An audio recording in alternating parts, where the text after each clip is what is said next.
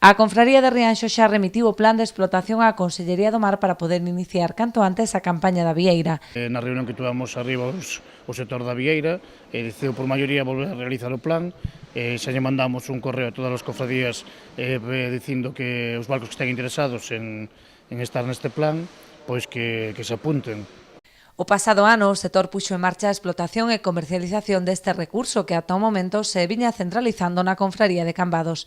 Os resultados foron moi bons, posto que se sumaron numerosas embarcacións de toda a ría. A verdad que é satisfactorio porque é un ingreso que na cofradía non se tiña antes e agora empezamos a ter ese ingreso, que queras ou non repunta moito na cofradía, mas incluso nos mariñeiros, porque é unha empresa que antes visteraba, deixou de visterar e agora volve a visterar e son máis kilos aos que poden ir os mariñeiros á vieira.